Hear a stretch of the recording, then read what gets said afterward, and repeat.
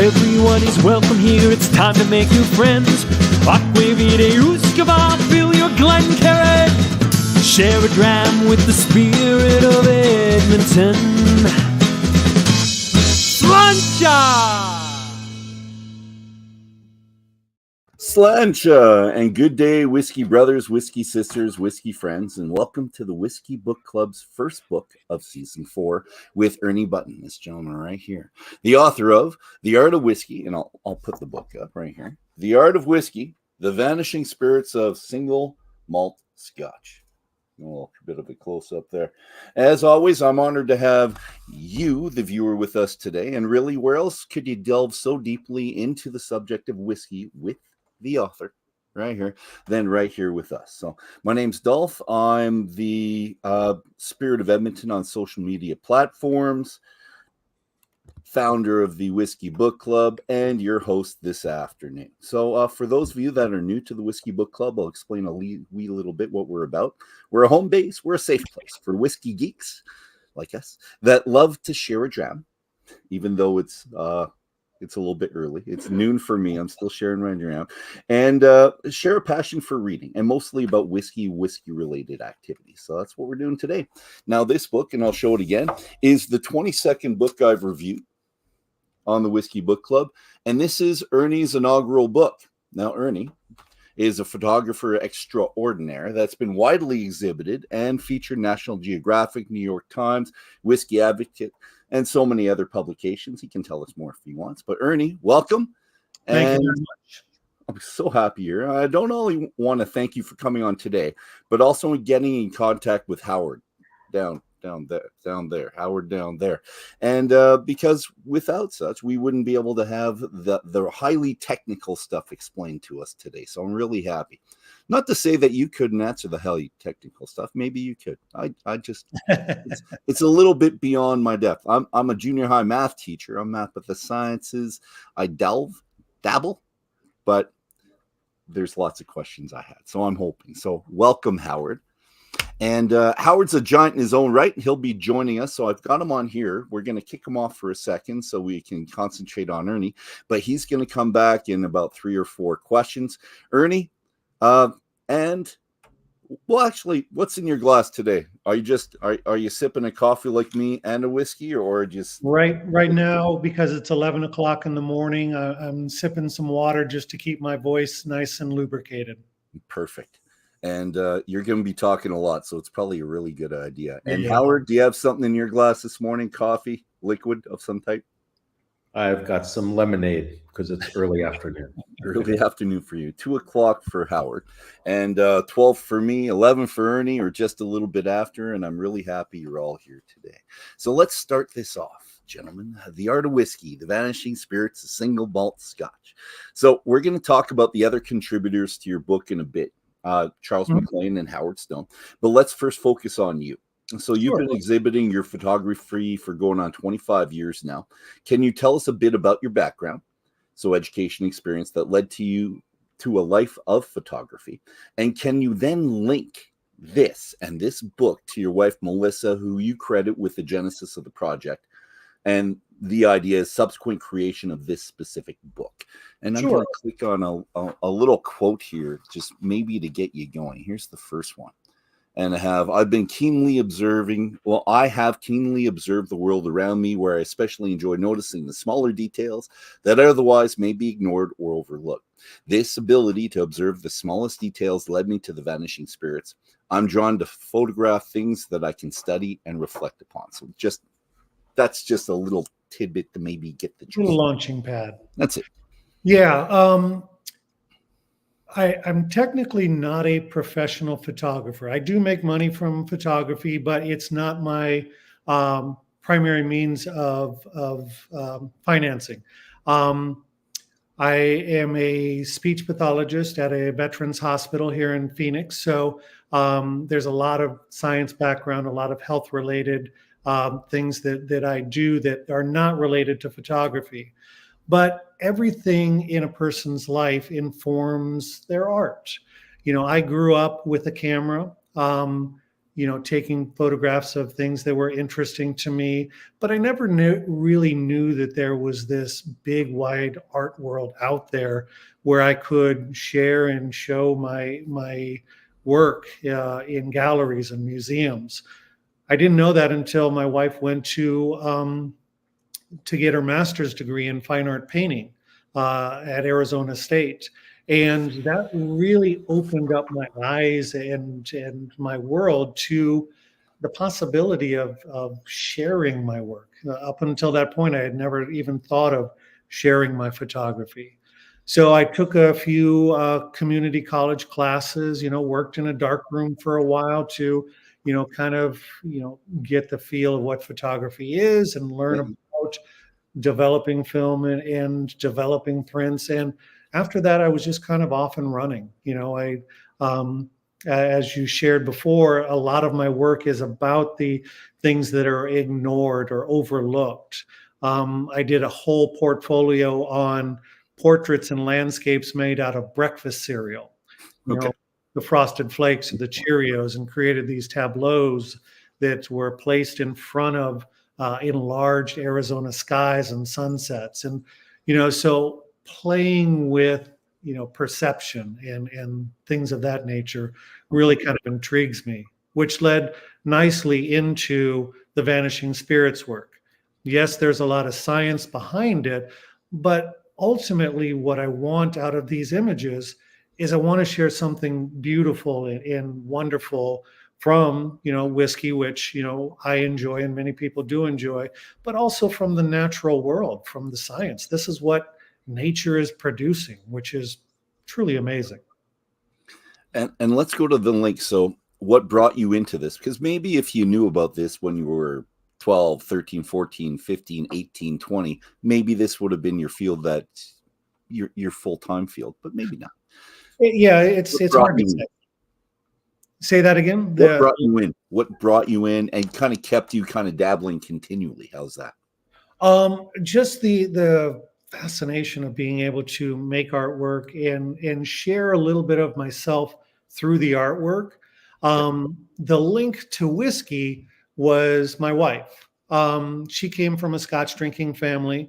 So I had to, learn to appreciate the water of life, through them. And, it's really blossomed, both as, something that we both enjoy, but really the trips to Scotland and meeting the people and interacting with people in the industry really kind of rounded out that whiskey experience. Because for me, it's not all about the liquid. It is about Scotland and what a beautiful country it is and what wonderful people are there. I've been very fortunate to meet many people over there, and it's just helped to help me appreciate that product a little bit more. Nice. And the link to your wife's history as well. I'm sure she. Yeah. There. And you've been there a couple times. It's not just one trip. You've been there several. No, it's been, I think, over 10 times now. We just went in May. We visited the Isle of Lewis, which is amazing. Just the beaches there, the landscape. And then, of course, we always end up in Speyside. My wife, who's also a painter, and she's a professor at Arizona State in the School of Art. She did a residency over at the Glenfiddich Artist in Residency program. So she was there in 2018 over the summer. And so I was able to go and visit quite a few times, but, All right. That might explain some of your picks in here. So Glenfiddich. Yeah. So this was coming out just about at that time when your wife was there, right? So, okay. I got a pre-release sample. Nice. Yeah. And I like it. And it's a perfect jam for me on a cold morning. It's roughly, it's about 2 degrees Celsius, 20 degrees Fahrenheit-ish. So it's a nice morning to have a fire and Fire and Cane whiskey. So no judgment here. We can have whiskeys anytime we want on this show. Yeah, we're going to top out at about 85 degrees Fahrenheit today. So a little bit different. Sorry. Beautiful. Okay. Well, 2 weeks ago, we were in the 70s. So, and that's great for us. It's beautiful. We stayed there for a while, but then it turns. I'm high up, so 114th parallel, so it gets cold for us. But let's delve into the photography nitty gritty of the book if we could. So, and I've got quotes. I got so many quotes. We're just going to keep throwing these up all day. So you've started to see the illusion of terrestrial and extraterrestrial landscapes that reveal themselves in your images. So you started to emphasize more dramatic lighting and closer cropping of the images to help accentuate the landscape patterns in those images. And I've got quite a few questions in here. So look on to whichever ones you want to. So, and I'm not a photography buff, so I'm limited in the scope of understanding of the specifics, but I've got quite a few here in Alberta Scotch Society that love photography, and I'm sure there's people out there that loved your book for photography, and maybe just a little link to the Scotch brought them in. But I'm sure that they want to geek out as much as you want to geek out. Sure. Out as much as you want on that level if you could. Did you use a specific camera for the majority of these images, these Scotch images? What does dramatic lighting refer to? So is that color or intensity? And you know what? Let's stick with those two, and I'll add one or two questions after that. Yeah, when I started this project over 15 years ago, I was shooting a medium format camera, and it's a film camera. So I was still shooting on film when I started. The medium format film is rather large, not a large view camera. I actually, because you were asking about cameras, I brought one of my cameras. So this was the camera that I started shooting the project with. So you can see how big it is. And so the film was quite large.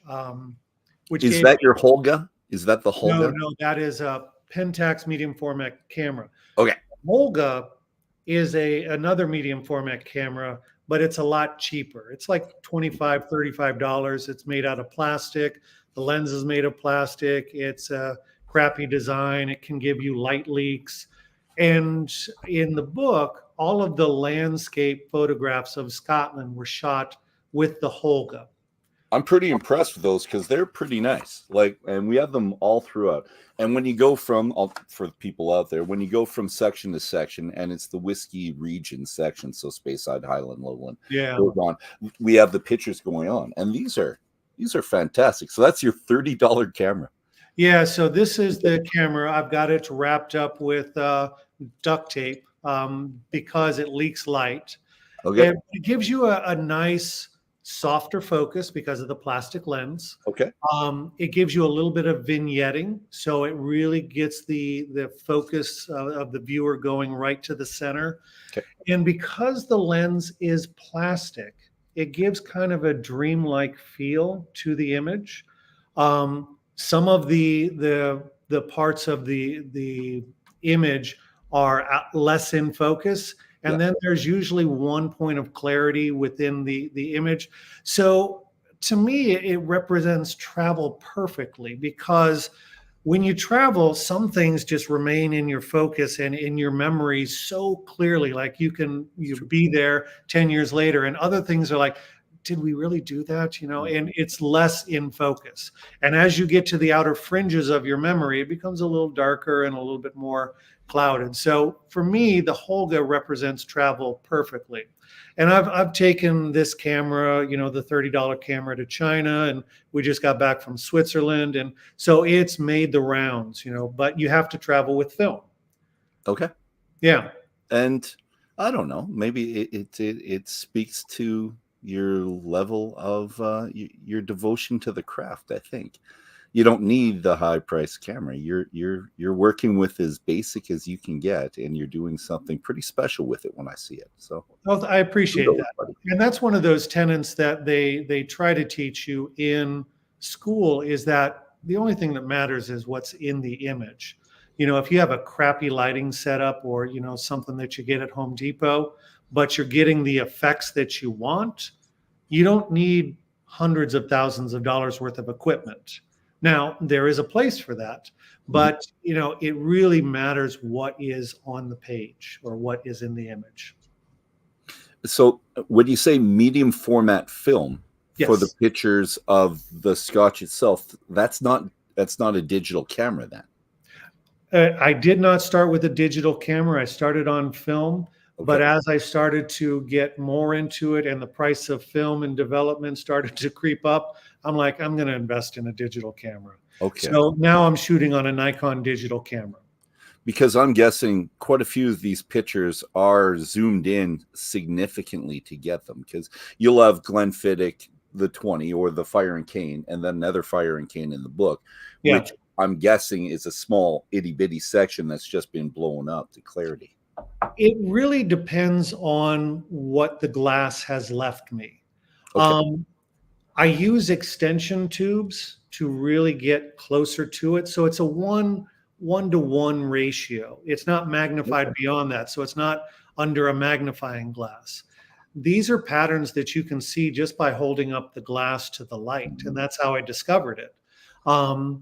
I discovered it by using a tumbler glass instead of a Glencairn, which has, it's driving everything to driving everything to that point, at the bottom. And the thicker or the more liquid that's left, the cloudier the image is going to be. So really, it has to be just the residue.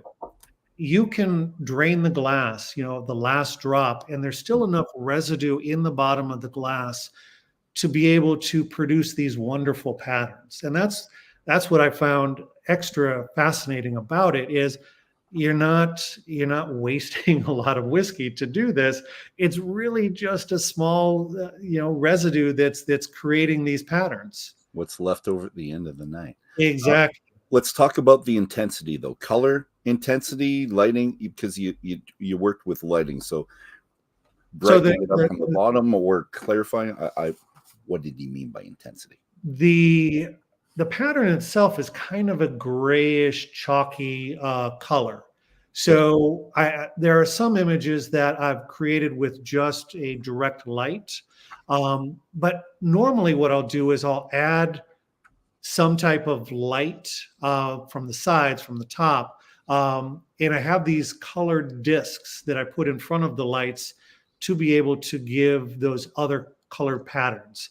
So nature is giving me and whiskey is giving me the patterns.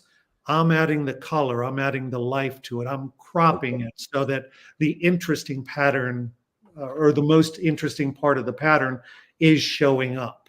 That's what I'm trying to feature is what's most interesting about the pattern. Okay. And let's put me on here so people can see me talking so I'm not a voice of. Your images are manipulated then. So everyone manipulates them for artistic effect, which Charles MacLean, another quote, refers to as mysterious and spectral. So you, and this is your quote, enjoy getting lost in the possibility that these lines and shapes may be visions. No, this is his quote, not yours. Enjoy getting lost in the possibility that these lines and shapes may be visions of new planets of solar systems or places here on Earth as yet to be discovered. So both terrestrial and extraterrestrial. And I've got some pictures of both. And I just like your comment on them as we're kind of looking through it. And Howard, you as well, because you've seen these pictures and maybe your initial thoughts when you saw them. So I'm going to stick with this one to start. So, and these are for me the extraterrestrial ones. And I picked these, and most of them in this book would seem extraterrestrial. I picked these not just because the central image, the purple, but it looks like the star clusters on the outside. So I picked 4 that I thought were most extraterrestrial to me. So this one with the star clusters on the outside is perfect. You have tons of them that you have planet XX or planet this, that's you zooming in and just taking a perfectly spherical picture with it, right? So this particular image, there's no distortion of the pattern or the lines that are created. The kind of cosmic solar system bouquet at the outer edges, that's just kind of the outgassing and the residue of the image drying. So that's part of the whiskey drying sensation. The stars are actually dust specks. I live in Arizona, so okay. there's a lot of dust. We constantly have our air conditioning going. And so when you see those white specks in the outer, like stars, Yep. that's dust. When you see a hill, and I'm pointing to more of the center left or even the center part, those are dust specks that got into the actual drying process. And it's the whiskey working around Oh, while it's drying. It's okay. working around that dust speck. Nice. So you're saying if you were somewhere more humid with less dust getting in there, this would change significantly? I don't know about change significantly, but it would probably change. If it was in a dust-free room, it would definitely change because you wouldn't have those hills. There would be no dust to work around. Okay. Well, let's do this. Let's take that off. And Howard, I've got something here. So I've got your quote. Well, let's see if I can find it. I can't. I'm getting so old, gentlemen, I can barely see this. And I'll just read it. So let's get you involved, Howard. So as a quick introduction, Howard A. Stone is the Donald R. Dixon and Elizabeth W. Dixon Professor of Mathematical and Aerospace Engineering at Princeton University. He was the first recipient of the GK Bachelor Prize in Fluid Dynamics, 2008, and he was 2016 recipient of the Fluid Dynamics Prize of the APS. And what's APS stand for? The American Physical Society, but we don't have to do a bio. That's okay. You sure? Yeah. Well, I have two more things. No, I'm saying it. I'm doing it. He was elected to the National Academy of Engineering 2009, the American Academy of Arts and Sciences 2011, and the National Academy of Sciences 2014. These are good things. We have to push what's good with us every once in a while. So thank you very much, Howard. But I'm going to start with you two, just as a quick introduction. Ernie, you contacted Howard just before Christmas 2012. Why did you do that? And when and in which context did you hear about Howard? Because your wife's a professor. Maybe it's through the universities, and maybe you were at a Christmas party somewhere. I'd like to know. Was it because of active research or just happenstance? You just happened to meet each other. So because I'm in the field I'm in the medical field, we constantly have to read articles to keep up with, changing standards, changing research. And so that whole research mentality, I'm aware of. You have an abstract, you got something that you're wanting to prove. You have to go about, proving it, designing a research model. And when I started this Vanishing Spirits project, I was just thrilled that I could produce these one after another, that I could repeat this phenomenon. But after a few years of doing that, I'm like, okay, why is this happening? I want to know what's creating this. So it wasn't enough for me to just make pretty pictures. I wanted to know some of the nature and the science behind it. And so, like pretty much everybody, I went to Google and typed in some things. And about that time, Dr. Peter Juncker had an article about the coffee ring effect.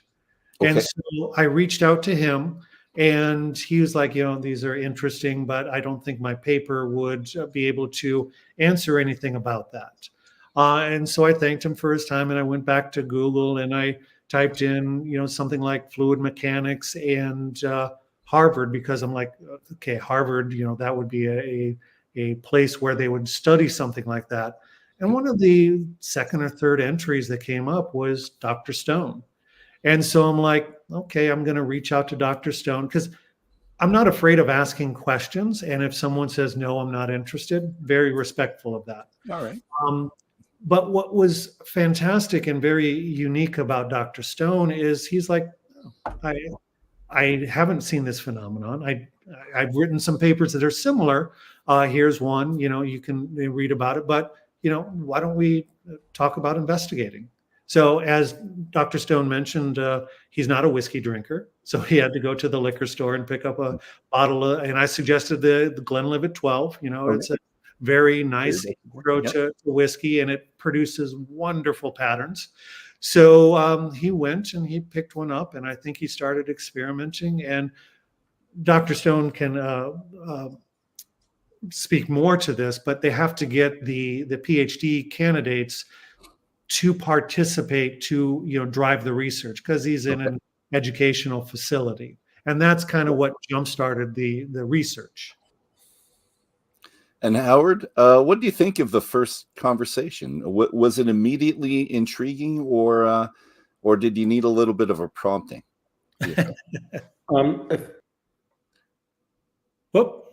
See what Ernie there you said. are. Sorry, you disappeared on me for a second. Sorry. Same question. Did you need any prompting, or did you think this was kind of cool right up front? Yeah, well, I think it's what Ernie said. I remember I got an email. I don't think I answered immediately, and maybe he had to write back to me. I can't remember, but it reminded me of the coffee ring-like phenomena that I was aware of, that even my research group had done a little research on. And it clearly required, to understand it, that we would have to reproduce it in the lab. And then it was roughly what Ernie said. My lab then at Princeton University, then and now at Princeton University, is effectively across the street from a liquor store. So I walked across the street to the liquor store and I bought a small thing of whiskey. You're not supposed to drink in the lab, obviously, but we have a little coffee area. And so I put the whiskey out there. And then I mentioned to a couple people in my research group that when they got a little time and needed a break from something, why not put a little on a microscope slide, put it under the microscope and video it while it dries. Okay. And then over a few years, different people in my group got interested in this question, including communicating a little with Ernie about, what is the process by which whiskey is made? What kind of chemicals do you expect to see in the whiskey? Why might there be small particulates that get trapped in certain patterns? The image you showed, there were lots of these circular rings, which is a characteristic feature of some drying of what you'd call colloidal solutions, just any kind of liquid with small particulates in them. Mm-hmm. And anyway, so over a couple of years, we got interested in this, and then we decided that it would be very interesting to just start with alcohol and water and figure out what minimum number of additives could we add to get images similar to what Ernie got. Now, is using alcohol interesting in the fact that it evaporates, because alcohol evaporates faster than water, but that it evaporates, and that's what maybe makes the rings as it recedes?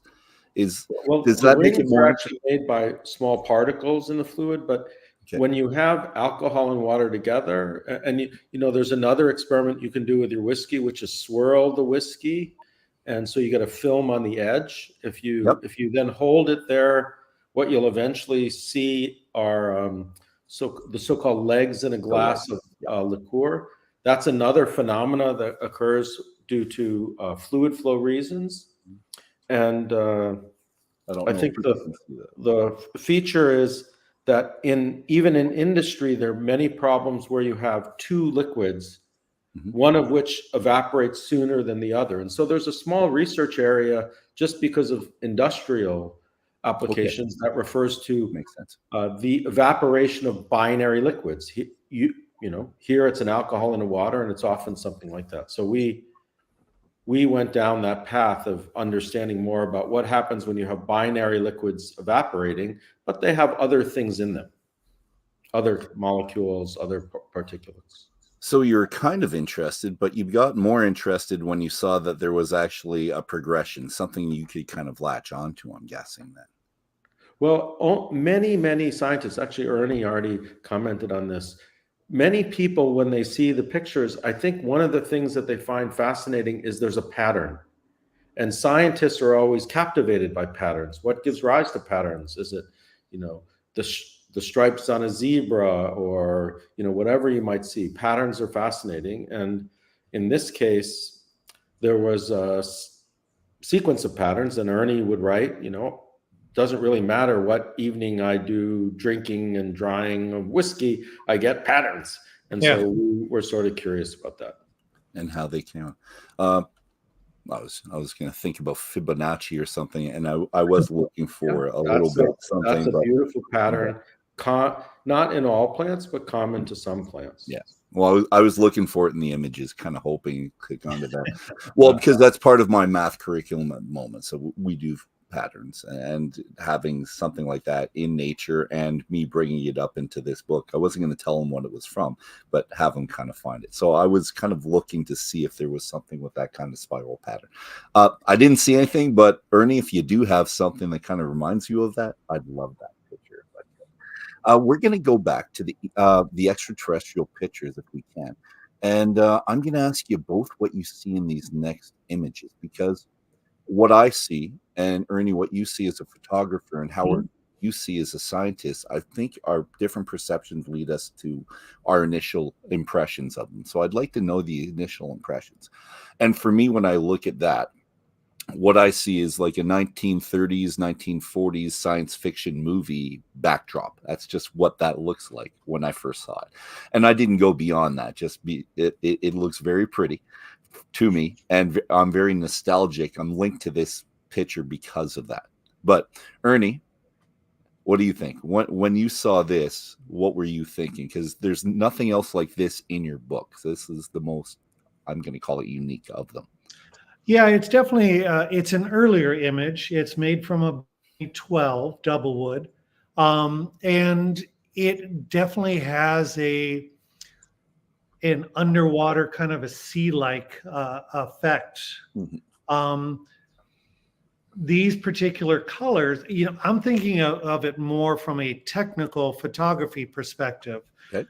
Because at this point in the project, I'm able to make these images repetitively, and now I'm kind of getting my artistic sea legs, trying to figure out what's working, what's not working. So this was really made in the first, I'm going to say 2 to 3 years of the project. I was going to say the first 5, but it's me really experimenting and trying to stretch my legs photographically of what I can produce. What colors can I blend that will look interesting?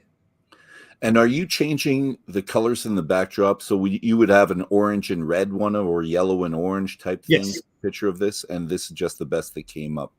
I'm always looking for, I shoot multiple images, and that's why the digital has worked so well for me, is I will try out 7 different color options, and that's a frame, and that's a frame. And so I truly am looking for the best according to me, but there are some that are like a very, very, very close second. So there's lots of alternative takes of later images. Because this was shot on film, it was one of the earlier images that I'm like, okay, we got to move on. Have any of these pictures, well, not any of them, have a substantial number all at once been to any museums of these, the whiskey? As far as exhibition or as far as collection? Because I could picture you having 4 of these side by side, well, in the quadrants and the 4 different colors type thing. I haven't had many. Cool I haven't had many museum exhibitions of this work, but ironically, I was telling Howard off camera that I do have a major exhibition coming up in Las Vegas in December. There's going to be 34 images framed up and exhibiting in early December. So I'm very excited about that. Thank you. I'd love to see that. Howard, when you see this for the first time, what comes to mind from the analytical point, I think? Well, I'll first make just a cultural remark. The first thing that came to mind before anything scientific was Picasso's blue period. So anyway, the second thing is the first image you showed had a lot of circles, and that brings to mind symmetry. This image, from a scientific point of view, the first thing I think about when I think about what we thought was the mechanism for forming these patterns is what a scientist would call the breaking of symmetry. The top looks different than the bottom. The patterns that form, which require deposits of small materials in the whiskey, are all near the bottom, and they're sort of almost forming lines near the bottom, which one can think about why that might happen. But so I think of the what you call the breaking of symmetry. Okay. And symmetry might be something you even teach elementary in some mathematics courses, because squares and triangles and hexagons all have certain symmetries. Correct. And that's a grade 1 concept here with us in Alberta. Not so much kindergarten, but right in grade 1, we start with symmetry. So, Ernie, if this picture, I'm guessing this is a close-up, is this towards the outer edge of the image or towards the center of the image? Well, what's been fascinating about this project is because the first 5 years I was very dogmatic. It had to be what we had consumed the night before, and so I was making it directly from the tumbler. Later in the project, I got a little bit more free about drying it on a glass sheet or glasses that I've collected over the years. So before I knew what a particular glass would do, it would leave me various patterns. Some collected more toward the side, some collected more in the center. So depending upon how level the glass was, would give me a different feature. So Howard was talking about symmetry, and that is most likely as a result of the asymmetrical glass or the bottom of the glass. Because the flatter the bottom of the glass, the more it's drawing in more of a rhythmic or symmetrical pattern. Nice. Okay.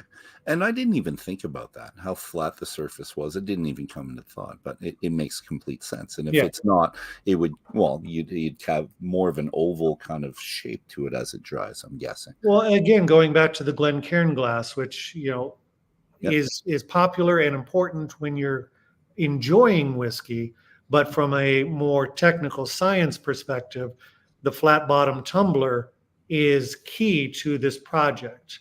And the flatter the surface of the inner glass, the better the image is going to be, because it's not going to pool or collect in a particular corner. Did you have a specific glass that worked best, a favorite glass when you were doing these? So something with a really wide base, I guess. In my studio, I've got a collection of 20 different glasses that we've accumulated over the years that make different patterns, make different residues. So if I want something more in a condensed circle, I've got this glass that I can go to. If I want something more spread out, I've got this glass that I can go to. That's great. Well, and from a whiskey standpoint, I've got about 5-6 different glasses as well, but it's all for flavor. One accentuates the nose over the palate, one accentuates the finish, one's for tasting. It's kind of the same way. I'm glad. Let's go to the third one if we could. So let's get this next one in there. And so that's Planet XX. So this is Glenfiddich 20. And we could talk about, no, I'm not going to talk about the whiskey itself. Let's just go with the image. For some reason, what I noticed was the two circles that are dead center and the other one at 6 o'clock. It just reminded me of, I guess, a sci-fi book where you have different cities on the planets and they kind of enveloped and circled that way. So that's what I saw when I saw this. And I don't know, but I'm assuming with the planets, you are making it look like this. So the shading on the edge looks like it's spherical, right? So you played with this and make it look like a planet. Yeah, this was an extension of what I had been doing earlier. I'm like, these have such a celestial outer space type feel. I started to study planets. I started to study the Hubble telescope. I started to talk with astrophysicists, really, looking at dwarf planets and looking at exoplanets and what they look like and the shading. And so I in this project, I do very little what you call photoshopping, adding in things or taking out things. But with this, I had to shape it into a sphere. So the lines and the patterns that you're seeing are what the whiskey was giving me. Yeah. But I give it that little bubble effect to be able to make it look authentically like a planet. Now, as far as the rings that you're seeing within the actual planet, Yep. I don't know exactly why those were forming, but on certain drying expeditions, I would get these perfect circles in the dried pattern. Okay. So, yeah, well, it was just we're going to ask Howard about that in a second. So, and the specs in this same thing, still dust on the outside, Yep. the stars that we have up there. Not Another reason intentional, why just random. I like it. It's a great effect. Howard, when you see this, and maybe try to touch on those circles if you can kind of explain them within the planet. I don't have a good idea. I guess my question to Ernie would be, the background is a little bit more uniform. That's something we paid a lot of attention to. Is it possible that those circles happen because there was something about a two-stage drying, that it partially dried and then a drop of something else like water fell on it and it had a second stage of drying? That's interesting. I've had that happen before, but not with this particular image. There are some blended whiskeys where I will get this perfect circle. It's bizarre. And, I try not to touch them. I try not to, stick my finger or the eyedropper in there or any other water. So it's really just letting them dry as is. And these will typically form when I'm drying on a flat sheet of glass. Okay. The circles themselves. The circles within the pattern. Okay. That's interesting. Okay. And we're going to go to the last. Nothing. I mean, I could speculate, but lots of people can speculate. So, well, you can speculate, and I'm going to believe you whatever you say, Howard. So we're good, and so will most of the people up here. So we're not going to doubt you. So if at any point in time you want to go off on any type of tangent whatsoever, you've got my complete buy-in. Here's the next image, and this is the last of the extraterrestrial ones for me. So I love this one. And when you talked about the Hubble telescope, this is something that I imagine seeing on the Hubble telescope. So going so far into the distance, seeing the galaxies converge at one point somewhere. So that was my initial thought. Ernie, let's go with you with the. So this is a Campbelltown whiskey. And Campbelltown is one of the 5 regions of Scotch whiskey. Some people are starting to include the islands as a separate category, but the Scotch Whisky Association only recognizes the 5 right now.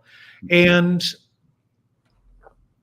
I am not quite sure why it's such a diffuse pattern, but you can see a little bit of hint of the rings as you get to the outer edge, but it is really more of a diffuse. And I see that more with sherry whiskeys or peated whiskeys, like that extra added element adds a little bit more diffusion instead of making the lines really crisp. You can see a little bit where the pattern stops toward the outer ring, and then some other part of the whiskey has dried a little bit away from the center image. And I see that on occasion. But yeah, the diffuseness, it was kind of an anomaly that it was this diffuse. It's a great image. Thank you. Well, they're all great images. You pick them all because they're great, right? But this one struck me, and I needed to include this. I only wanted to do 3 each, but I couldn't not do this one. Sure. Howard, when you see this, what do you see?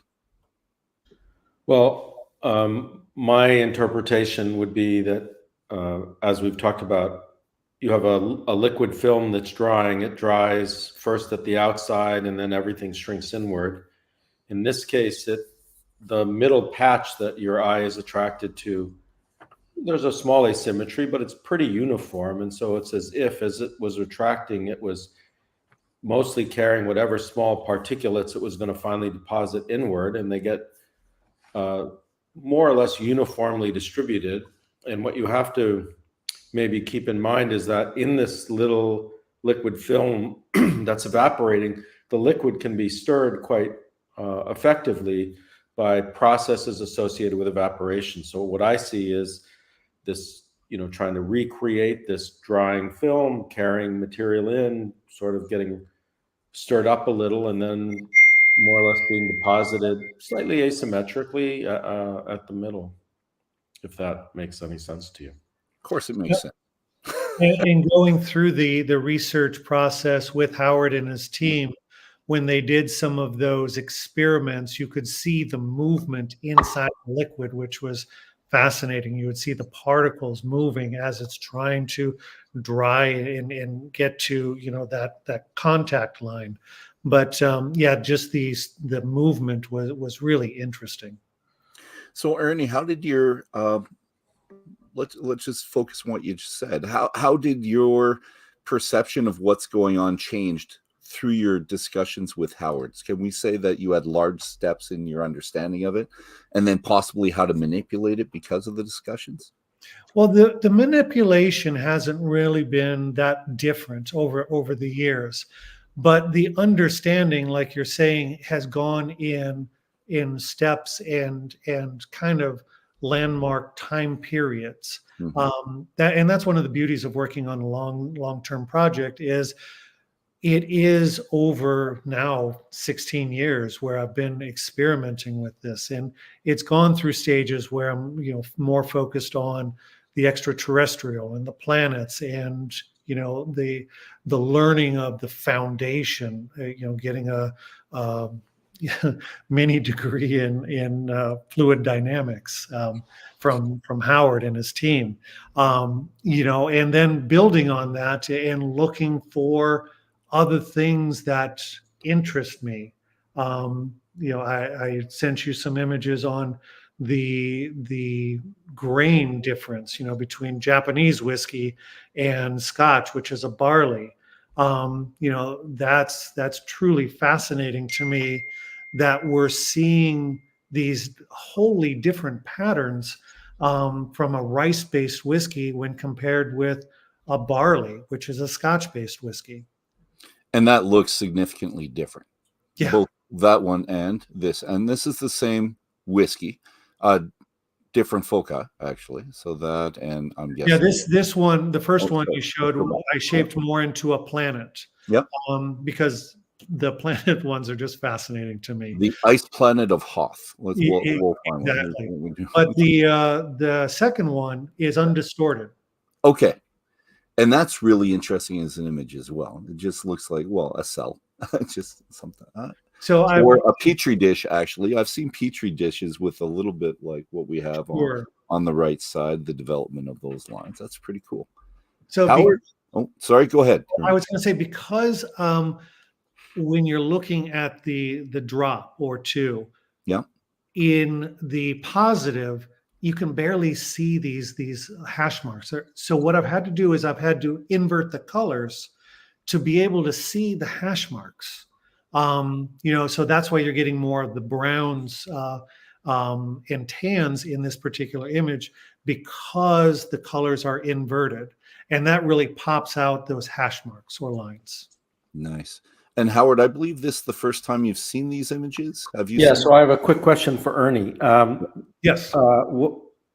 I see a lot of black lines. Where I see the lighter colors, is that do you know, is there a small deposit of something there? Well, yeah, you can see a little bit of the crackling almost. Okay, then I can offer an explanation or a suggestion. So I think the analogy would be if you've ever seen cracks in mud. Okay. In other words, if you have a thin film of something that's moist, as it loses water near the end, the whole film experiences stress. So this would be like cracks in a layer of paint, perhaps. So perhaps, just guessing, that, you've deposited a very thin film of some, whatever the ingredients are in the, I guess it's the rice you're saying, and Yes. and the water now evaporates. That last stage stresses the film, and you start to propagate small cracks. The cracks are relieving the stress. They're the way the system is trying to sort of, might say, relax to equilibrium. But I think these are, with a good, send us this, we'll put it on the microscope. Maybe these are crack-like patterns that appear in other thin okay. films. Gotcha. So starch related? Oh, sorry. I was thinking starch because with the rice, the starch could be. Starch will form, as a sort of a granular like material when it is in solution, and it'll lose water. Latex paint is a little like that. It's these particulates that'll get very thin and they'll crack. Yeah, and that's fascinating because the Japanese whiskey is being produced just like the Scotch whiskey.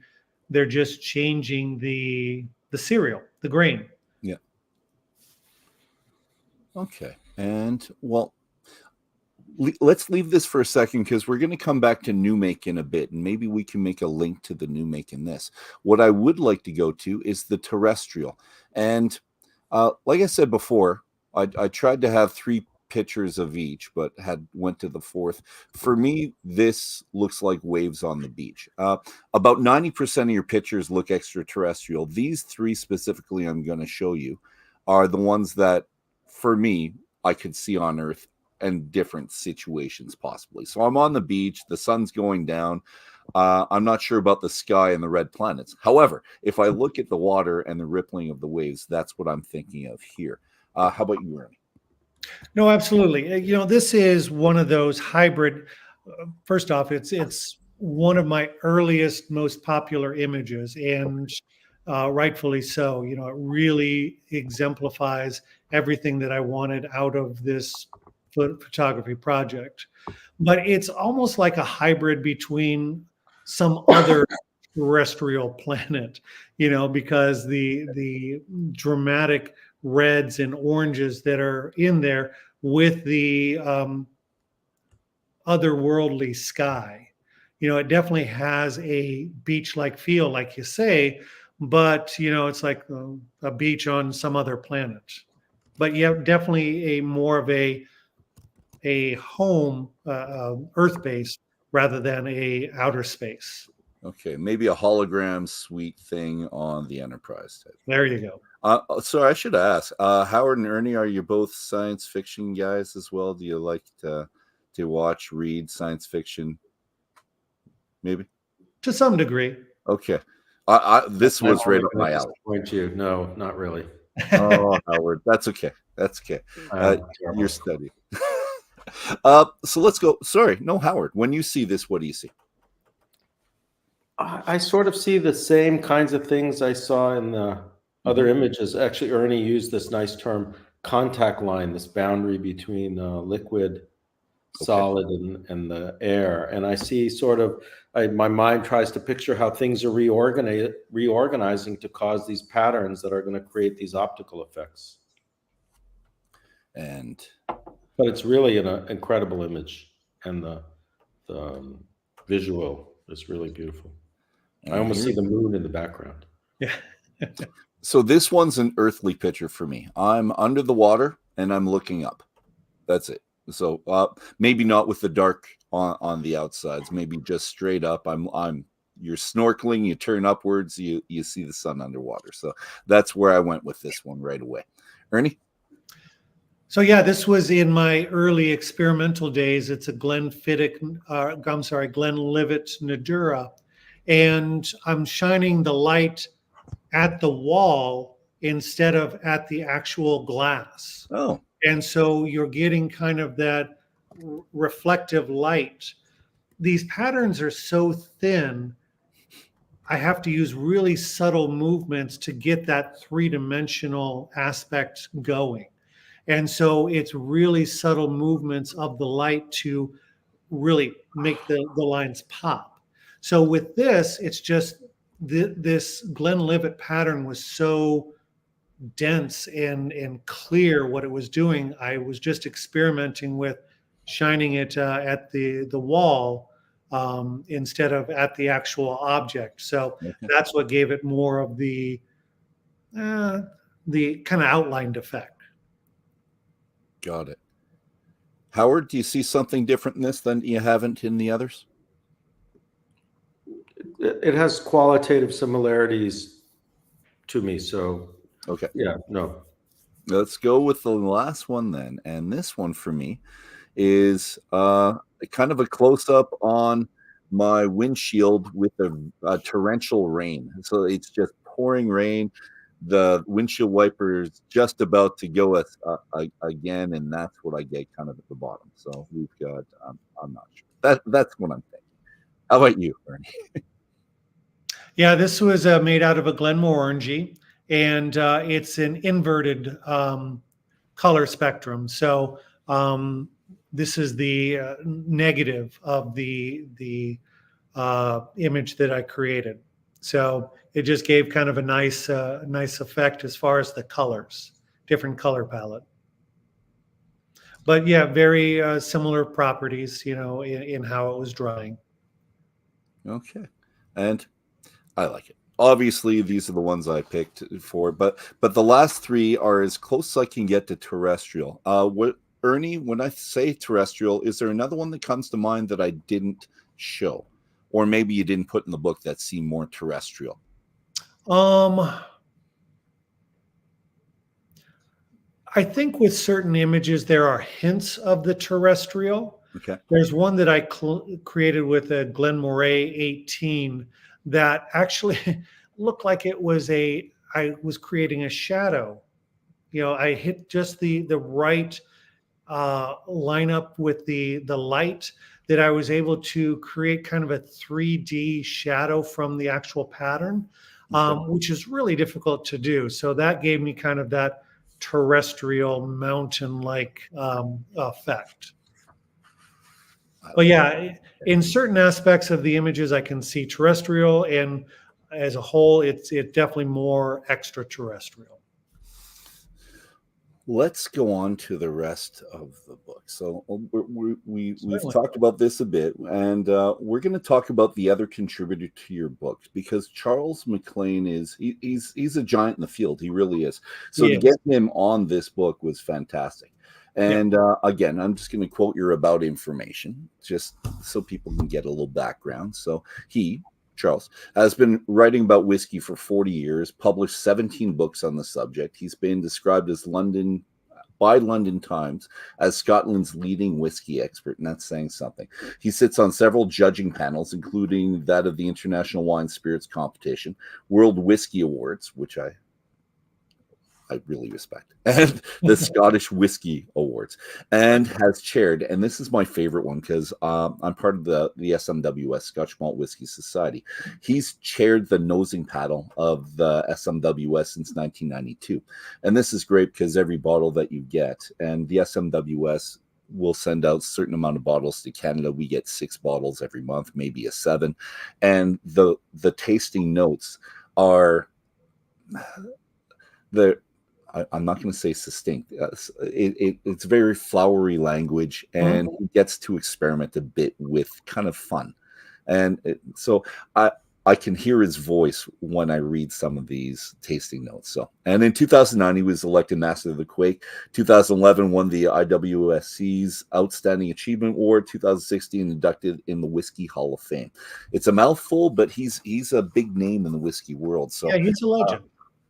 I'm wondering how you talked to him. How what was the link? How do you get that one? That's a big fish. How do you reel him in? My very first time meeting him was in 2016. Okay. I had just completed the collaboration with Macallan, and I went to the Speyside Whiskey Festival, and he and Dave Broom were giving a joint talk, and so both Broom's my hero. Sorry, I'm so envious of you right now.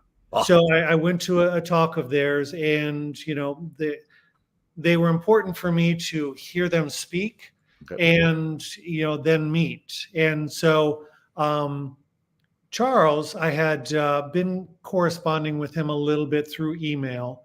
And so I signed up for their presentation. And Charles is very gregarious. Okay. I told him, what I was searching for at the time. I was searching for those new make spirits. And he's like, let's get you hooked up. So, he finished with his lecture, meeting the people after the lecture. And then he was willing to drive over to the Macallan distillery and get me samples right then, if they would allow him. Yeah.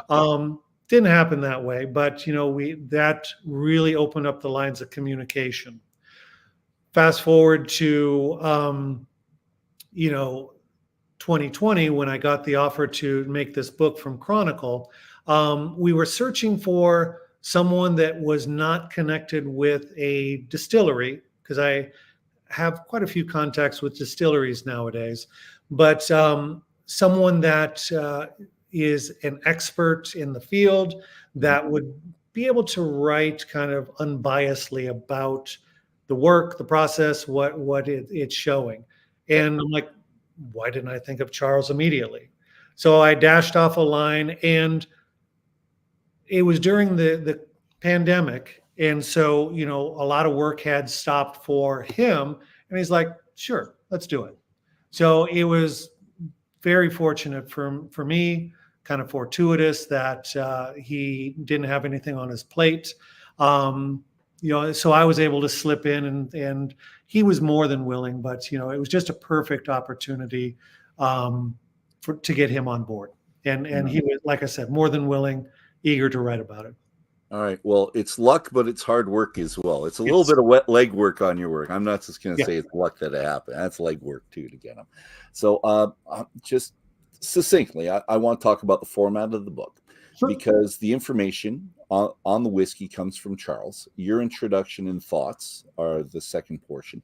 The scientific information from Howard, and subsequent focus on your work organized through the whiskey regions. So they do Speyside, Highlands, Islay, Campbellton, Lowlands, and islands as well. And I consider that a 6, even if the Scotch Whiskey Association, the SWA, doesn't. Each region has an introduction by MacLean. It's got images of the distilleries that you took on your, what's the name of that camera? The Holga. Okay. Yep. And there's tasting notes thrown in there. So I wanted to know who chose the whiskeys. So it's interesting in putting this book together. It's really been my wife and I's whiskey journey through the regions. I would say 95% or higher of those whiskeys are whiskeys that my wife and I had purchased and enjoyed over the years. Okay. There have been a few gift bottles that we received. I was fortunate enough to receive the Doublewood 25 as a gift from the Balvenie. But most of the whiskeys that I have and images from those are ones that we've purchased. Okay. Well, that was a nice gift, by the way. I don't know if you go shopping for whiskeys, but it's truly a wonderful whiskey. Yeah. The new make spirits, and the weeks old whiskey, can't really call it whiskey because it's not 3 years in a cask, but the young whiskey, like what you're seeing here, those were provided by, initially I got some samples from the Macallan at the time. Okay. But I really wanted weekly samples to see if there was any difference in a 1-week-old whiskey versus a 5-week-old whiskey. Right. And I got those from Brian Kinsman, who was gracious enough to, hear me out and entertain my curiosities. So what was the span of the whiskey new make that you actually did get? Was it 1, 2, 3, 4, 5 up to 20 type thing? Or what? No, up through 5. So the ultimate goal is getting weekly samples from one cask, up through about 12 weeks, really. Because we'd be able to see kind of the birth of whiskey, how it's really starting to develop and mature. These are all from random casks, but yeah, they're 1 to 5 weeks. I thought all images, because I have 4 images, I'll scroll through all 4 right Sure. now. I thought they were all from the same whiskey and just you focusing with different lights. So these are 4 different casks? Yes. Okay. And most of them are from the 5-week-old whiskey. Yeah. These 4 are 5-week-old whiskeys. Okay. That's what you have. Yeah. And so, you can see kind of that embryonic pattern starting to form, which is really kind of a revelation to me. Now, was this the beginning of what you could perceive? Because maybe there was no real difference. Maybe until you got the 5-week-old, you couldn't really see distinct images? There were definitely some even more embryonic lines starting to show. Kind of the anchor lines almost, for lack of a better term. You see these, go ahead and scroll to, I think it's the circular. Oh, that's this one right here. You can see those strong anchor lines starting to form, and then little wisps of other lines or patterns starting to inform the image. And as the wood, the magic ingredient combines with this new make spirit, you're going to see it start to get more organic material and form, the fully formed patterns. Howard, so let's go with you. And I'm trying to find some links between one and another. So I don't know if you knew which whiskeys were peated, which ones were chill filtered, which ones had coloring. No? Okay.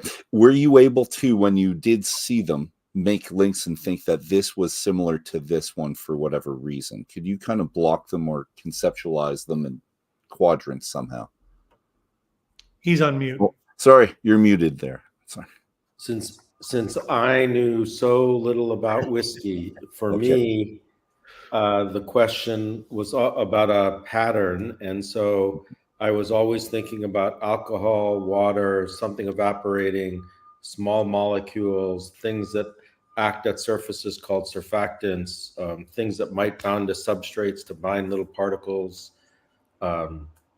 All the different names of the whiskey for me are a language I don't speak. Okay, that's okay. We really were trying to get the overall picture, the bigger picture of why this was happening.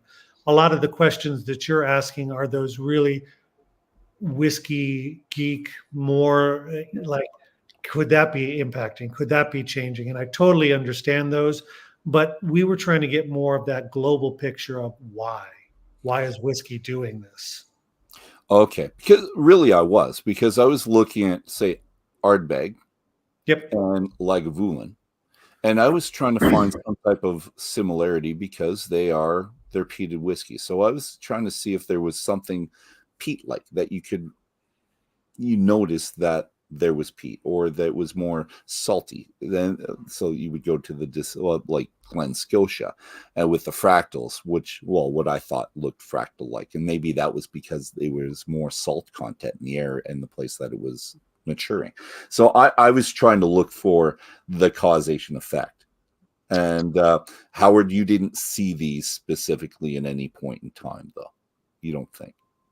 Not so much. I mean, the last two to me looked very similar in many ways. One appeared to have a more, for lack of a better word, particulate character to it, because it left a sort of that one. Well, they both look particulate. One looks a little bit more uniform to me. They both have a fair amount of symmetry from my perspective. Okay. And build on what Howard's talking about. A lot of this can be influenced by what vessel they're being dried in. Okay. If it's a vessel that's really trying to condense it more into this circular pattern, you're going to get a little bit more concentration. Whereas if they're more spread out, like the second one, you're going to see a little bit more. You're definitely going to see the regularity of the pattern, but there's going to be a little bit more breadth in between them. let's stick on this just a little bit. See if I can get something from you, Howard, in relation to maybe wood, because this has 5 weeks exposure to wood. So does this one. So does this one, and so does this one. In relation to the others, that I think the minimum of any of them is a 12-year-old. So something that would have been in wood for 12 years, the extraction, contraction of the wood, pulling those elements out, or the congeners. Do you see anything from the wood that's affecting the images at all? I know I'm throwing this out at you just at first sight. Well, the last 4 were all, for lack of a better word, sort of whimsy. I mean, they had fewer features to the images, perhaps. Okay. Let's keep going. And maybe that's representative of less extracted from the wood that might affect the pattern over time. I mean, again, the image is, there's some optical features that are reflecting all the particulates and other things that are deposited. And maybe the one difference here is the amount that's in the solution to be deposited is quite a bit different between the short-term exposure to the cask and the long-term exposure. Okay. Let's run with that. And I'm just going to add more information that MacLean would have talked about. So, and you'll have to buy the book to get all the information. So buy the book and then watch this, and then maybe you'll understand a little bit of what we're doing as well. So what MacLean says is less than 3% of the volume of a bottle of scotch contains are congeners, so the flavor compounds. The rest is alcohol, water, which is comparatively odorless, and the congeners carry the odor. So the flavor is combination of smell, taste, texture, so the mouthfeel, so how creamy it is. And we're going to ask you a question about non-chill filtering in a second, Ernie. But he adds that the principal chemical groups that give aroma to whiskey are esters, aldehydes, and furfural phenols, and he associates the specific scents associated with these. So there are 300 compounds observed in nature or mature whiskey is what MacLean was talking about.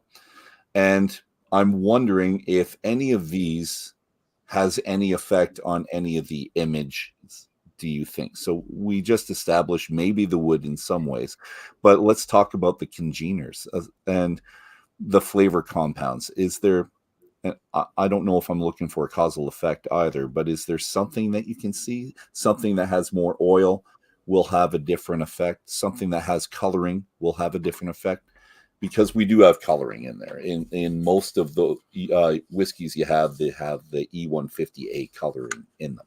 So I'm wondering if that helped or hindered in any way.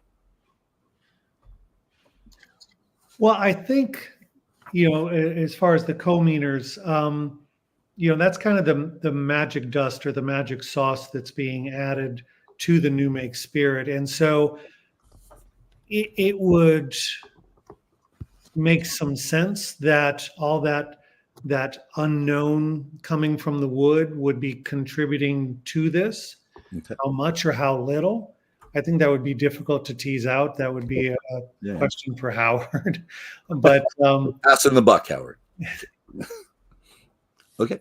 Well, I would only ask that I'd want to know a little bit more about the molecular weight, the molecular size of some of these components. The very, very small molecules, I don't anticipate playing a big role in the necessarily in the deposits, but they will play a big role in the kind of internal flows that are either helping keep things mixed or not mixed. But some of the larger molecules I associate with either forming little particulates, or if there is something a particulate size, then some other large molecule helping it stick to the substrate where it eventually gets trapped. So Howard, doing this with a mass spectrometer first and then the images, is that what you're trying to, well first of all, is it the mass spectrometer that we would need to do what you're suggesting? Well, I'm not sure you'd need a mass spectrometer, but you'd have to take a model liquid, alcohol and water, and then do experiments with different additives. Okay. do the drying experiment and then look for correlations to see, are there any regular effects that show up with one additive versus another additive. We didn't do that. I mean, that would require a long time. People cost money. A lot of effort. And that's what I found interesting about the research is they had to kind of build their own whiskey, backtrack and, create the components and add and subtract, so that they could see, okay, is this making a difference? If we keep that out, does that make a difference? So yeah, that was interesting about the science portion of it, is that addition and subtraction. But but we didn't do it as we followed just what Ernie said, but we didn't do it with very specific. We didn't have a lot of chemical choices, so we used a small number of ingredients just to try to get what you might call the macroscopic features of the images. Okay, well, I'm going to stick with the wood here for 1 second. And I've got a quote, so let's get the quote up. And it's about the wood. So there we go. So what is the magic? And Charles quotes you. So I'm assuming this is a direct quote from you, but Charles is quoting you in his section. What is the magic ingredient that makes these patterns come alive, become more complex? And states himself, there is no doubt at all that the chemical compounds in the spirit are radically modified during maturation. And I'm going to ask Howard if he believes it's radically modified, but it just makes sense because it's going from this state to, well, all the other pictures, but to a state where the flavor is so much fuller and different. And I didn't ask you, Howard, what you thought of the wood. This is what you said about the wood, that it changes. But I'm wondering if you think it's the wood, it's the congeners, it's the time, it's the different elements. What's changing the whiskey for you? And if you were trying to look for something that was so vastly different and unique as a picture, what type of whiskeys do you think you would kind of zero in on to actually get it? Well, I can't answer the second part of the question. I think the first part of the question, I might ask which of these molecules are more likely to form larger, more complex molecules. Okay. And to have a complex molecule, it's just a heavier molecular weight. So are you a larger molecular weight? Could be, if you see my hands, some modest sized molecules that start to absorb and grab onto one another and start to assemble small either particulates in nature or something sort of hairy that is hanging on to each other in solution. So is that more protein-like, or is that? Could be. I mean, there are many different ways that you can have objects interacting. So, I'm just sort of trying to picture in my head and guessing. So it's not a very scientific statement I'm articulating. Oh, we're good spitballing. It's fantastic, Howard. Thank you. All right. One of the questions that you had asked, in the pre-taping portion was about the new make spirit or the white, the moonshine, the white whiskeys. And I have experimented with just a few, and they don't leave a pattern because I think it's the interaction of the wood and the organic material that's giving it the, for lack of a better term, pigment to be able to create those lines and patterns. So if those patterns are showing up in the moonshine, there's nothing to pigment it to show that they're being created. Okay. So in that case, you would add coloring just to see, yes? Or would that even... You have to add some type of organic material like the wood to be able to let it do its thing. The coloring, I think you're talking about the E150 it's hard to say how that impacts whiskey in the drying process because I don't have access to pre and post. Whiskey that's been aged without it and the product that hits the shelf. Okay. And I was assuming it would because it's sugar. So it seems like it would impact it to some degree. How it would impact the pattern, couldn't tell you. and I'm just going to read. E150A is made by the controlled heat treatment of various types of sugar, such as fructose or glucose, in the presence of acids, alkalis, or salts. And I just got this from Wikipedia. So, and this foreign agent must have an effect. And I'm assuming, and Howard, let's get your assumptions, please, sir, on this sugary substance that they put in to change the color of whiskey to make it look darker and more mature. Yeah, so Howard, they do use this to make it look consistent, because even if it's aged for 25 years, it can come out looking kind of pale. And so they'll use this coloring to, make all the whiskey look consistent. Through all the bottles and throughout the years as well. People want something that's consistent that they bought 10 years ago. They want the same.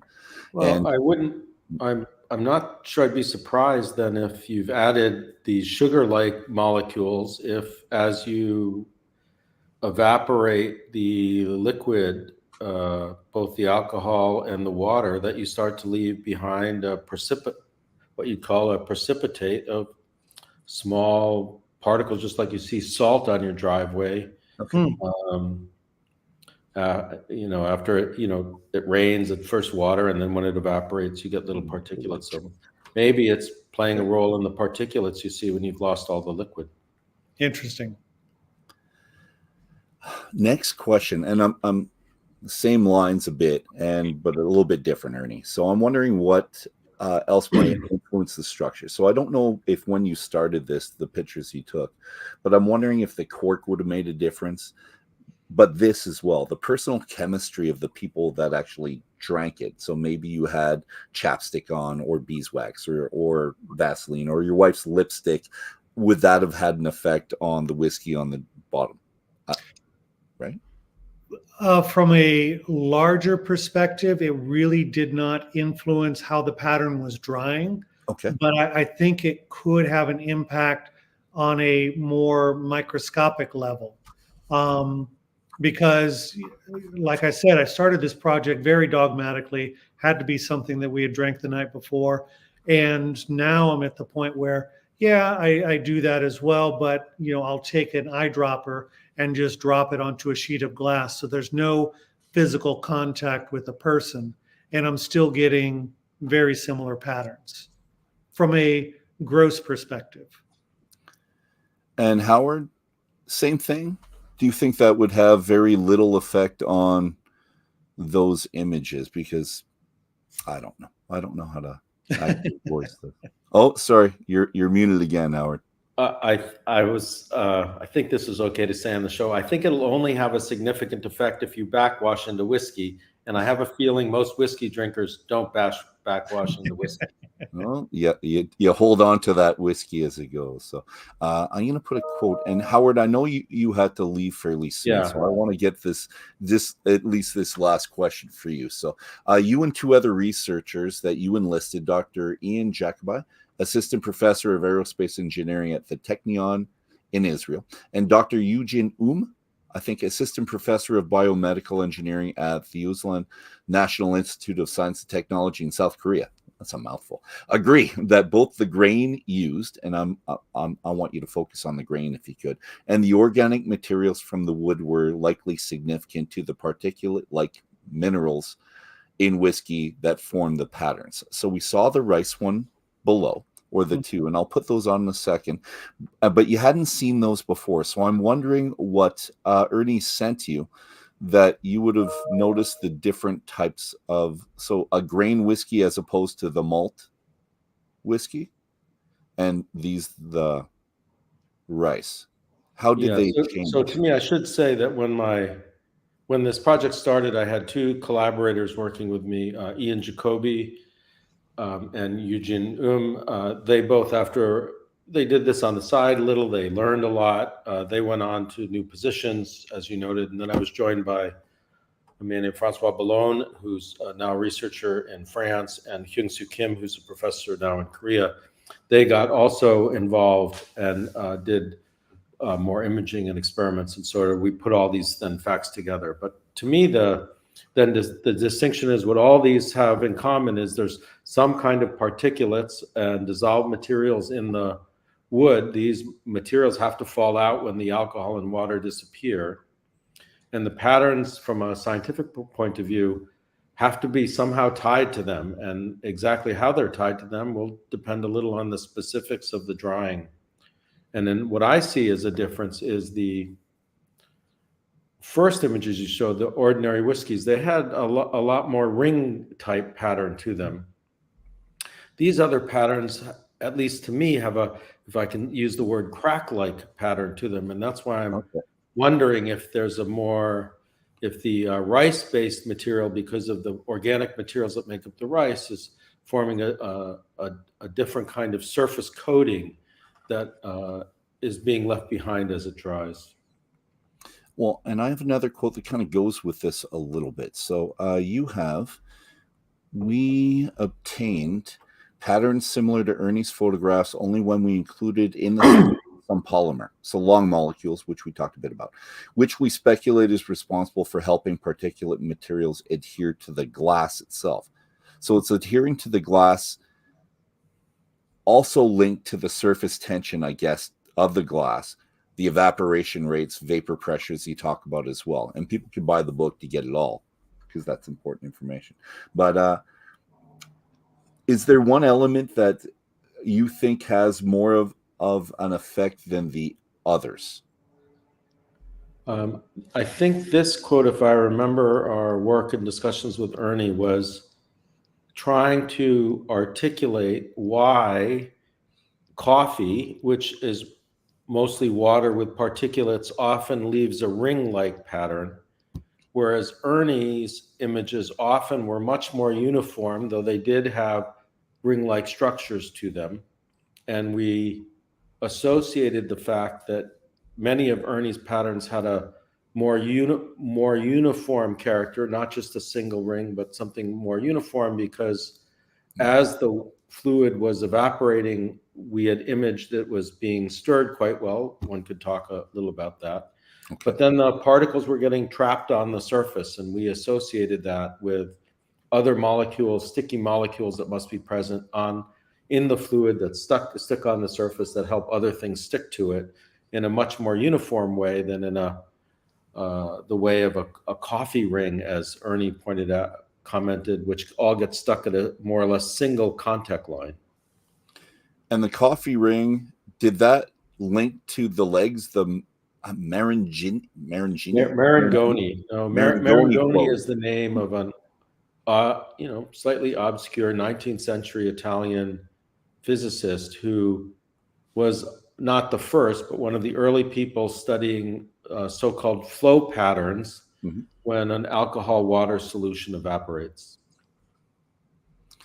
And the final question before I try to, I said it was the final question before, but this really is. It's the adhered particles are likely created during the whiskey fermentation process, as opposed to, in my mind, in the wood.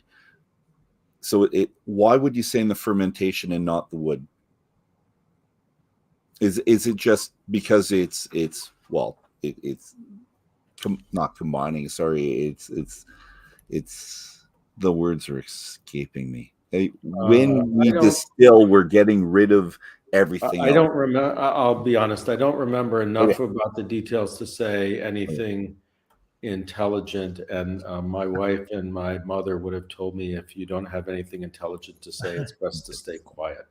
Well, I told you I'd remember, or I'd believe anything you said. But that's okay. Thanks anyway. And so no, that's good. That's good. I'm sorry. I'm going to have to sign off now, but this has been a true blast. So thank you.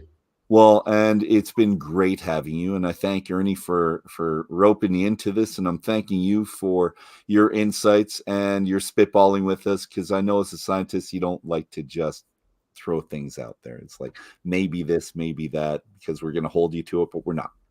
I am going to believe you, though. So I'm going to quote you everything you say here. It's great. Great. And you were a magnificent host. And maybe, Ernie, we can follow up on the rice images. Absolutely. Good to see you, Howard. Okay. Bye-bye. Bye. Cheers. Thank you. And then there were two. and we can take away the quote. And I'm going to go to the fractals question because I do love fractals. So let's find those if I may. And those were the Glen Scotia. Yes. There we go. So there's this image, and then there's that one. So is one this is one's more a of a positive, close-up. one's a negative. Oh, and same. So it's not more of a close-up. Sorry, I thought this one even closer. And well, and just like fractals, you see the original image, and then it gets closer and closer and closer. Yeah. And so is this the same or not at all? It is the same. Okay. Just and rotated, and like I said, positive versus negative. What do you think makes this pattern compared to the others? And did you do something different? I was guessing maybe it was colder because it looks a little bit like it's frost. So the frost on, I don't know how much frost you get where you are. I'm sorry, but we get a lot of frost on our windshield. Very little. You wake up in the morning and this is on the windshield and it looks like, snowflakes that are kind of expanding. So is it possibly because of the cold or no? No, I have a very specific process when I use a glass to clean them. Okay. I don't put them into the dishwasher. I hand wash them. I'll put a little bit of water in there to dissolve the pattern in there so it'll be nice and soft. So there's no scratching of these 20 glasses that I have. So on occasion, I've put in just a small amount of water and I don't get to cleaning the glasses, immediately.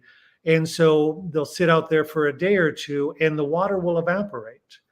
And what I've found on occasion, not always, but what I've found is that sometimes that it will leave me these fractal-like patterns. And so I ran across one recently from a Craigellachie 14, which is going to be sold at my exhibition. Okay. I was making images for the label, and of course I make, quite a few images, at least 10 or 20 or 30, depending upon what I'm getting. And so I was cleaning the glass out, had just a little bit of water in there, and it evaporated and left me some other wonderful fractal patterns. So that is the way that I've been able to create these, but that's not the initial drying pattern. Okay. So it's after you add water and let that dissolve or evaporate. Well, I was thinking maybe an ice cube, and maybe the ice cube froze some elements and it stayed like that as it went down. I didn't know. Did you do any with ice, by the way, or were they most of the pictures? Most of the pictures are without ice, without extra water. Okay. If I do add some water, it'll still leave me a wonderful pattern. And changes it in a predictable way or no? The pattern will be less, I don't want to say vibrant, less solid. Less concentrated, maybe? Less concentrated. That's a better term. Okay. All right. And I'm going to quote. So I agree mostly with Charles MacLean in relation to this statement here, but not everything. So and one of my favorite quotes, so I had to have it. So is it too fanciful to suppose that Ernie Button's ethereal images might offer clues to the flavor profiles of the individual malts? Might the circular patterns in some of the photographs relate in some way to the age of the whiskey, like the growth rings? And we can see pictures of the rings as well. I'll just throw a picture up there again. The very first one seems to be most distinct with the rings in my mind. So and that's the Glenfiddich XX. Which I have here. I could have had that tonight as well. No, that's tasty whiskey. And like rings on a tree. So the rings in the whiskey, rings on a tree, or the thickness or the space between, something like that. But might the luminous landscapes they conjure up and their fractal repetitions, and that's where I came with the fractals with that, tell us something about where the whiskeys were made? Such thoughts are whimsical and non-scientific, but they appeal to me, and they really appeal to me as well. And I didn't think they were terribly non-scientific because I really wanted to have some type of link. And I'm wondering if there's anything that's predictable for you when you pick whiskeys as the pitcher. When you pick a new whiskey, never had before, you know where it's from, you know it's peated, non-peated, it's got coloring, not coloring, it's chill filtered, non-chill filtered. Can you predict in some way what these pitchers will look like? Yes. Okay, good. Tell me about what you can predict then. One of the biggest factors is what the whiskey was finished in, because that's the big thing now, you know, is finishing whiskeys in something else. Bourbon cask, port cask, sherry cask. Exactly. Whichever. Yep. You know, and sherry casks like a Macallan. Okay. Like I said, I can see a slight diffuse pattern being created, whereas the fine oak, you know, less sherry, were more distinct patterns. Okay. So sherry, I mentioned the peat, that can have an influence, and I can get it to do what I want because I know how much or how little to leave in the glass and or what vessel to dry it in. Okay. I find Dr. Lumsden, Bill Lumsden from Glenmorangie and Ardbeg, to be fascinating in what he's doing with finishing casks. Okay. Tale of Cake, did you get a taste of that? I've got some, and I've had some. Oh, you still have a bottle? Still, well, I usually buy two. If I think something is unique and different like that, I'll buy two. I'll do one to share and one to keep. So my keep is still there. The share is long gone. Okay. So yeah, the finishing cask, which I'm going to butcher the name, but it's to joking. What the finishing cask starts with a T, and it's like a dessert wine. Okay. And when my wife comes down here, I'll have her grab it because I know where exactly it is. Yeah. But, so anyway, it's a dessert wine, and it left me not even a rhythmic pattern, but it left me these weird patterns, almost like a stain, that was so unusual for a whiskey. So that was an instance of the finishing cask disrupting the repetitive pattern that Scotch whiskey would leave me. We just picked up the Tale of Tokyo, which is, again, wonderful whiskey. Love what Dr. Bill is doing. Okay. And that is more of the repetitive patterns, but a bit more diffuse. So I'm able to see the pattern, whereas with the Tale of Cake, couldn't see the pattern. Okay. And my wife, like a trooper, came running down. Oh, that's awesome. So there's the Tale of Cake there. And it's Takagi dessert wine cask finish. So a sweet multi-layered whiskey, lusciously reminiscent of cake. And I don't know how reminiscent of cake it was, but it was. No, it was good. A creamy palate. It was lovely. And it's a very light whiskey. I'm going to call it a breakfast whiskey more than a dessert whiskey, but whatever. It's something that you would have, and because I deal with tastings quite a bit, so we'll have 6 whiskeys in a row.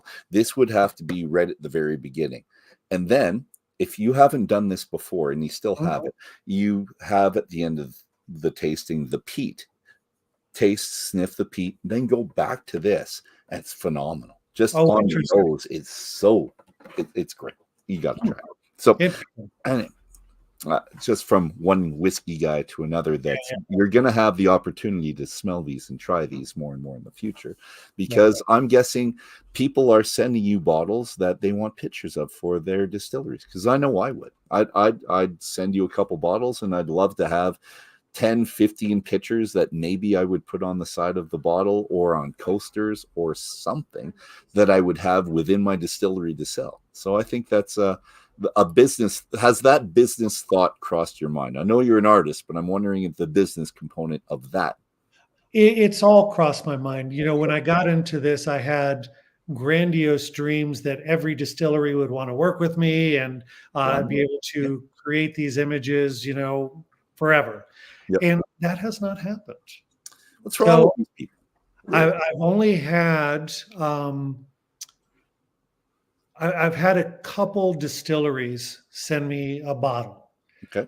Smooth Ambler, they sent me a bottle, produced some wonderful patterns. Okay. And then Shibui, they sent me samples. Okay. Shibui, I don't know if you're familiar, but they're a brand new Japanese whiskey. They started during the pandemic, and they're really starting to take hold. And when I started experimenting with exactly that one and that one, I started experimenting with it. I didn't really understand Japanese whiskey that much. I was based in the Scotch world. And so when I was getting these really unique patterns, I'm like, what is going on here? And they're like, oh, yeah, it's a rice-based whiskey. And I'm like, all right. Yeah. So that was my introduction to rice-based or Japanese whiskey. Okay. Well, it's a grain whiskey for us. Yeah. Anything other. It works well, and I love them. Especially, I like Japanese whiskeys, and hopefully you have a chance to get some other ones as well, because with the different grains that they use and the different, because if it's direct fire, so and they do have some which are coal in different distilleries, so it's actually coal, and some which is direct fire again, as opposed to the steam and distilling with a more consistent heat. They don't always look for that consistency. I'd love to see how one would be different from another, from the same distillery, maybe just different years or different times. There's so many things I would like to see if there's some type of correlation, right? Yeah, and that's why I kind of jumped in when we were talking with Howard about we were really looking at the global picture. But as people that are interested in whiskey, there are so many side roads that we could travel down, to see how or if it would impact, these patterns. I picked up a couple of different bottles of Ohishi, Japanese whiskey. And those produced some amazingly different patterns, lots of different hash marks. Oh, yeah, fascinating. I like that, and I think the part I appreciate the most is the clairvoyance. What you think you're going to see in it. Although when you're surprised, I think that's probably just as important when you get something that's completely different. Yeah, that's it's all good because I'm approaching this from an art perspective or a photography perspective. I want something that is beautifully represented. I want something that is going to draw the viewer in. If I wasn't a whiskey fan, this project wouldn't have lasted as long as it did. But because that's a close second in this project, all the different things that we've talked about are fascinating. What could be impacting these images and the science of the patterns and things of that nature. So, yeah. One question I didn't ask you. Yeah. You touched on it, but the idea for the product came to me when I put a used Scotch glass in the dishwasher after the glass had been left out overnight. What whiskey was it? You said you told me the first one you bought, but was it the Glenfiddich 12? No, most likely it was a Glenlivet 12. Glenlivet 12. Because 15, 20 years ago, we were in a different financial place. And so, we were consuming more affordable whiskeys. And, doesn't mean the Glenlivet 12 is a bad whiskey. It was just cheaper. At the time, Abelauer didn't have the cachet that it did. And so we were able to get the Abanar for like under 50 US. Yeah. Buddha is an expensive whiskey now. At one point, it was about $80 Canadian, which is 50 for you in the States. It's the same. Beautiful whiskey, fantastic. Yeah. And still, there was some really old whiskey in the Abelauer as well, and younger. It's a great whiskey. And I had to open a bottle to have that. So I elected to have the Fire and Cane. But I do. Oh, nice. I love the Abuna. It's fantastic. Yeah. I'm wondering, though, if you think that being an artist and a photographer, artist, focuses your attention on the stuff that most of us take for granted. Because I don't know how many times I've cleaned up after a tasting with 8 glasses in front of me, and I sniffed them because there's an author, Davin Jumeau, and he's our Canadian kind of guru writer. And he told me to spend more time with the whiskeys the day after, just sniffing them, because you get an idea as to a better idea to what the whiskey is when the water's evaporated. There's a concentrated smell, and overnight, especially in these, the smell accumulates and it kind of hovers. And in the morning, the smell it's different. And I didn't really pay attention to that, so that was new and something I tried, but I never looked for the picture, for the idea. So because you're an artist, are you looking for the minutia in everything? Of course. Yeah, absolutely. Every person's looking for inspiration, whether they're an artist or not. They're looking things that will make them feel good, to inspire, to edify their day. And as once I got into the arts per se, it really helped to take my perception and what I was looking at to another level, able to appreciate something that, no one would ever give 2 seconds to, something like breakfast cereal. I mean, who would think of doing a project like that? And, there's lots. For me, every project has multiple levels where it's working on. Yes, I want a beautiful image, to show up on the print, but the history of getting to there, to with the cereal, it's about nourishment, it's about playing with food, it's about what we've done to breakfast content. It's is this really something we should be eating? For me as a child in the 70s, something like a Frosted Flakes or a brand name cereal was a luxury. I couldn't, my family couldn't afford that, and so we would have an alternative cereal.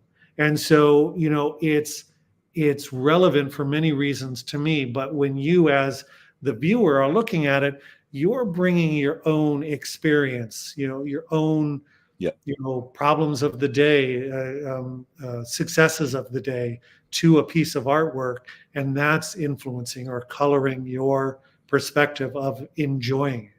Well, and your history with it as well. And mine, I came from a very working class family, but we did have cereal for me on Saturday morning all the time, and the most sugary possible. It was fantastic. So Saturday morning, I'd wake up at 6, pour myself my cereal, and watch every cartoon possible that we could. We had cable too, so we didn't have money, but we had money for cereal, and that just seeing the different cereals would probably cloud my judgment of something or skew it somehow when I see it, right? So I agree with that. There's a couple questions I sent you before this that we haven't touched on, but is there something that you'd like to speak to specifically that I haven't asked?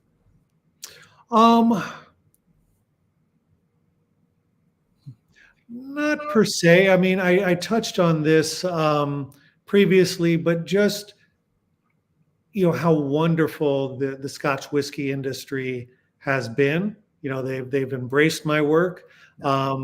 Besides the Macallan collaboration, I haven't gotten to do another collaboration with another distillery, but just this project has really broadened my world, because I never would have made it over to Scotland without Scotch whiskey.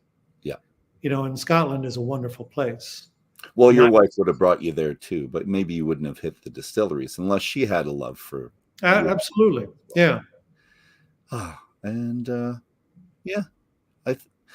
I'm wondering, how many pictures did you do with Macallan? Because I think I remember one only. Was there more jackets to the whiskeys? So it was an international release at all the different duty-free shops. Okay. And I was commissioned to create 12 images. 12. And Okay. so, certain markets got certain boxes or images. Like there were some that I never saw because they went to Russia or they went to other parts of the world. I received a photograph of them, but I didn't see them in person. Got it. So yeah, there were 12 images commissioned and created that went on different duty-free boxes. I'm wondering if people thought you had a non-compete clause in there that you couldn't do it. So we can openly say, nope, no non-compete clause. Come talk to this man right now and he'll do some whiskeys for you, some pictures. But you can surmise that, some industry leader like the Macallan, if something is iconic on their box or their label, they're like, yeah, we don't even want to compete with that. The possibility that it could be similar. So I get it. It's disappointing a little bit, but I get it. I'm still sticking with the coaster idea. I think every distillery should have a picture of a couple of theirs that they're doing now, a set of 4 to 8 to 12 coasters with the different pictures of their new make to their 5-week-old to the different. I think there's so much you could do with this. Oh, absolutely. I will put out there that I've never worked with an American distillery. Right at home. Come on. Right at home. Bourbon. And so it does work very well with bourbon. It works with a lot of more aged spirits than I expected, because when I got into it, the project, very focused on Scotch whiskey. But as I learned more about the alcohol industry and the spirits industry, Añejo tequila will produce some images. Rum, shockingly, produced lots some of sugars in rum, though. So lots of sugars, and it gives me more of an ethereal gas-like image. But that has produced some wonderful starter images. Anything grape-based, like a cognac, doesn't work. Yeah. So, well, but I think Balcones, which is, Texas, it's close enough to you, but they're huge and people love Balcones. Westland Distillery, they're north and a little bit west of you. I think that there's so many possibilities. American. No, I agree. I would love to do special projects with as many people that would want to work with me, because I love the project. I love the industry. I think it's pretty fantastic. Well, and beautiful book, and I'm hoping for the white spirits book at one point in time. Just to that would be interesting, because like we talked about with Howard, the white spirits don't give me anything. And so there would have to be some type of additive put in there to even see if it would give me something. Well, cast finish, let's say cast finish gins. Or cast film. I've got Añejo. I've got some. Not just Añejo is a type of tequila. Sorry. So there are tequilas that are cask finish. There's also the other. It's not tequila, but it's very smoky like tequila. Anyways. Well, I will let you know that. I was very curious when I was doing a little bit of research in tequila. Is it the Cristalano? Is that how you say it? The clear tequila that was aged, but they filter out the coloring, so it's clear. Okay. And I'm like, well, if it's been aged, but the color has been filtered out, would it produce anything? And shockingly, it did. It did. Oh, yeah. Okay. I did a personal project with Old Tom Aviation Gin, which was a cask-aged gin, which I don't think they sell anymore. That produced wonderful patterns. Oh. So the Aviation, Old Tom, so an aged gin. produced amazing patterns. How about higher alcohol as opposed to lower alcohol? Because I've got so many cask strength things here as opposed. So the Aberlour Abuna was, which is cask strength as well. So you're going into the high 50s and the 60s per ABV. Does that give you a clearer image, an image that's easier to capture, possibly? I will say that Aberlour has produced some of my best images, and I was fortunate that the Abunar was so inexpensive when we started this project that we were consuming it on a regular basis. And the project had already started, and I'm like, these wonderful Aberlour images. So yeah, that's all Abunar. Well, you've got good taste because that one's fantastic. And my wife gave me this tequila. So the Añejo or the Reposado, I'm guessing, would have the good pictures with them as well. I still can't remember the name of the almost tequila. It's tequila-like that's very smoky. It'll come to me as soon as we're off. Of course. But I think I should wrap this up, kind sir. I've kept you here for 2 hours. Which has been my absolute pleasure. I could talk to you all afternoon, but I think I should probably let you go with something. But any last comments from you before I wrap this all up? No, I really appreciate your time. I appreciate the promotion of the book. The book was a wonder, never thought it was going to happen. But when Chronicle Books stepped forward and said, let's do this, I loved the process. I loved the whole thing, and getting to work with such luminaries in their fields. Dr. Stone and Charles was truly a gift. This has been a wonderful project. It's still going on 16 years now, primarily because I just find it fascinating that something so enjoyable like a whiskey could produce, drinks in a show.